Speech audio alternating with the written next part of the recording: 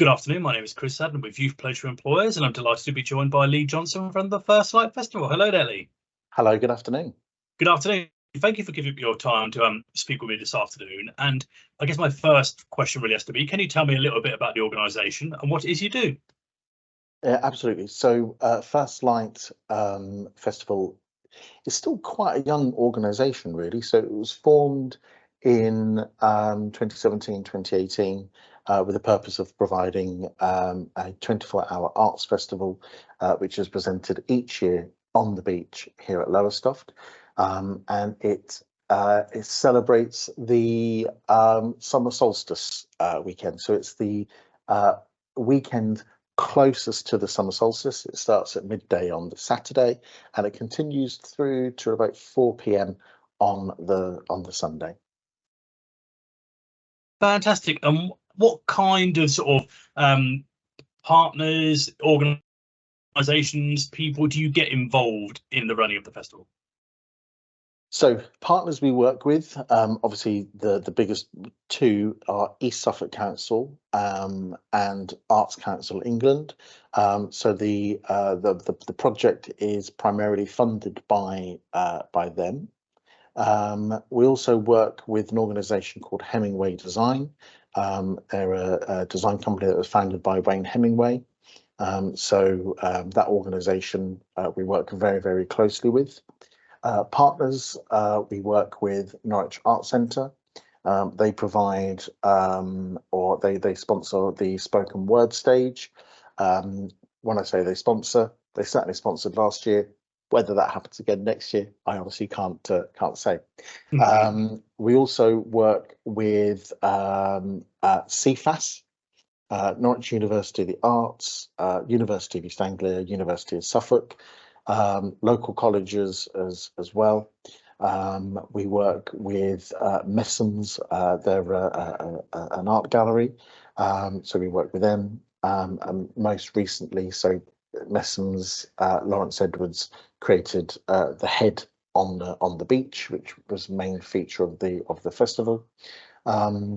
National art bodies, local art bodies, so Suffolk Art Link, Creative Arts East. The list is pretty much endless. And do you mind talking to me a little bit more about your role specifically, and and so what are your objectives, what are your targets and purpose within the organisation? Absolutely. So my role, I'm the general manager. I'm employed by First Light, but I have responsibility for the venue that we manage, which is called East Point Pavilion. So East Point Pavilion is it's 30 years old this year. It's wholly owned by East Suffolk Council, but we are, for all intents and purposes, the tenants. We manage the day-to-day of the organisation, of the building. Sorry. So if you were to walk into East Point Pavilion today, what you would see are 4 food outlets and a bar. The food outlets provide like a street food offering, a different type of offering from each one. So Slice, they provide your sweet treats, so your cakes, your scones, your cookies. We've got another one called Soul Kitchen. So he's got a restaurant over in Norwich Soul Kitchen. And he provides your gastro type of food, so your burgers, your fish and chips, but with a Caribbean twist. We've got Tres Hermanas, which provide a Mexican themed food, and we have Taj that provide Indian themed cuisine. And we've got the bar, which is managed for us on behalf of Sir Toby's Beers, and they are here from the minute we open to the minute we close. We're also really interesting. Oh, sorry, go ahead. Sorry, no, go on. You continue. I was going to say it's really interesting. So looking at your role and sort of from the First Light side of things, and from, as you say, the sort of day-to-day general management of the pavilion, and you made it clear when you were talking earlier about all of the various different parties involved in the running of the festival, and they say all of these different bodies that you have to be in sort of constant interaction with. It becomes apparent that communication is a very, very big skill that you must have to use on a daily basis, as I say, whether it's just with the everyday running of the pavilion, or as I say, when you're liaising with national bodies, in advance of the festival. Alongside communication, what kind of sort of soft skills or sort of personal traits do you find serve you well in your role? Customer service skills, ultimately. So we have. I'm just going to take that one out. Sorry. Although we have we've got the food outlets. They are here. They rent space from us. We don't actually have much to do with the customer service from that point of view. But I'm here. My staff are here. I go out, talk to people, and just ask them, are they having a good time? What do they think of the food? Are they happy with the drink offer? And that also kind of reinforces the fact that, so when I say customers, I say we have internal customers and external customers. So external customers are the people coming in here, they're buying a drink, they're buying a ticket for an event. And then my internal customers are the people that run the food outlets and the people that run the bar. Also, my colleagues are my internal customers as well. So I expect just having a good broad sense of good understanding of customer satisfaction, because that really will help the business to grow and the business to develop as well. And I guess when you talk about the business developing, every day in your role must be pretty different in terms of, as I say, if you're dealing with sort of, as I say, hospitality outlets, internal, external customers, events that are going on. As I say, every day is going to be different, provides different challenges, maybe even seasonal challenges as well. So I'm guessing, if someone was to be in this kind of role, they need to be adaptable. I guess they need to be able to, have creative problem solving skills, ability to think on their feet. Would you echo that? Oh, definitely, 100%. And an example is today. I came in. I'm very fortunate, really. Don't get too jealous, but my shift starts at 10 o'clock, so I don't have to. I can have a lazy start to the day, which is really good. But you come in at 10 o'clock, and you think, right, this is what I've got to do today. But of course, somebody could be unhappy with something, or something might have happened over the weekend that you're completely unaware of. So you have to be really flexible and really adapt to what the pavilion or venues like this might throw at you. Every day is different. You really don't know what is around the corner. You just have to really be adept at kind of thinking on your feet and being on your toes the whole time. And you touched a little bit there on the variety in the days, and I know in no role anywhere is there such thing as a typical day. Every day is different in every role to some degree. It doesn't exist. But if you had to talk about in your role what the challenging days look like and what the really good days look like, what do they look like? Good question. So a good day for me is when I can go home at the end of the day and the roof is still on the building, and people are happy, knowing that all the tasks that I've kind of set myself, I have achieved. What does a bad day look like? It's difficult to really kind of pin that one down on what a bad day would look like. I mean, the most extreme is, and I really need to come up with an alternative. So we're currently in the process of recruiting some casual duty cover for us, and I use the example, if the roof were to blow off. Now, of course, if the roof were to blow off, even I would be thinking to myself, "Oh my word, what do I have to do here?"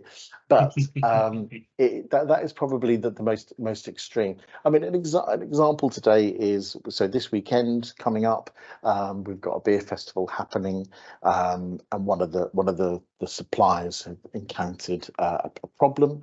It's not their fault. It's much further down the supply chain. but I'm having to try and sort the issue out. So I'm speaking to other partners, speaking to other suppliers to see if we can get something in for something that, you know, ultimately isn't no one's fault. So you end up dealing with, you know, other things as well as your own things as well. Yeah, I mean, in relation to, you know, other bad days, we had an artist who was meant to be performing here on Sunday. They decided to, I think it was on Wednesday or possibly even Thursday, to say, actually, I'm going to have to cancel. And then it's like, gosh, you know, we've been advertising you across all our social media and website. And then, you know, you have to really pull out all the stops to try and get somebody else in. Thankfully, we did it. And people who came along yesterday had a really, really good time. So those are probably quite mild examples of bad days, but it's those things that happen. And I guess whether it be the First Light Festival itself or another event, I can imagine, as you say, you know, some of them you know about well in advance, and you're spending, you know, good chunks of the year planning for, putting everything in place. I guess one of the big sort of pros of your job must be when you actually get to these events and you see all of the months and or weeks or how of planning, you know, paying off. And as you say, you see customers having a good time. You see things, touch wood, going to plan as to how you meant them to. You know, so would you say that is one of sort of the big pros of your role?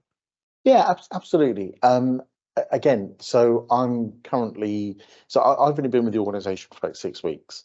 One of the tasks that I set myself was to have an event happening every day across December. Um, you'll see behind me there, that's the list. It's looking a little bit sparse at the moment, but it's because I haven't completed it fully. But I've got events coming in. And it's the planning around that. So it's the marketing of the event. So we have somebody who works with us who will market the events. It's about getting the tickets on sale for any of the events. And then once you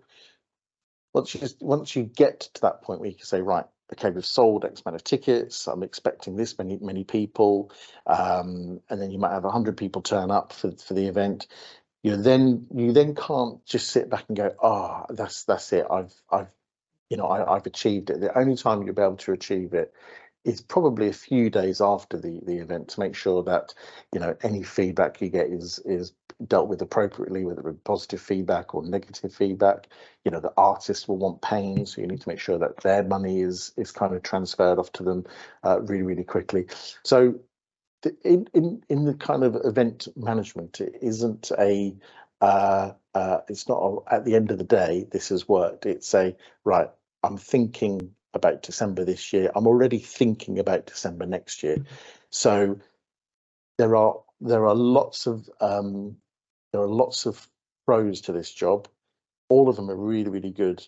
Couple of cons, but would I change the job? No, I don't think I would, actually, because you get that buzz, you get that adrenaline running through, and it's a really good um it's a good place to work, and it's a really fun place to work as well. That's a really nice personal insight, Lee, and it leads me quite nicely on to my last question, actually, which is all about sort of insight and advice. And I've asked this question to all of the employers after this employer talks with, which is, if you could go back, Lee, and, you know, sort of maybe taking into account experiences you've had over your career, you know, maybe mistakes you've made and learned from, and, you know, successes you've had, if you could go back and speak to, say, a 17, 18-year-old Lee, you know, as say you're about to go out on your career journey again, and as I say, taking into account your own experiences, what is the one piece of career advice you would go back and give to your younger self?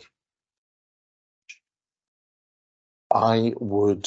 Right. So I didn't actually start my career. I've come to this career quite late. I worked in the public sector for about 14 years, and then I took the plunge, and I thought, you know what, I'm going to do it. I'm going to just go for it, and I have not looked back since. So I would always say, go with your initial gut instinct. If you don't know what you want to do when you finish school, when you finish college, when you finish your degree, if you're unsure what you want to do, don't worry about it, because something will come along and that will click, it will fit just right for you at that moment in time.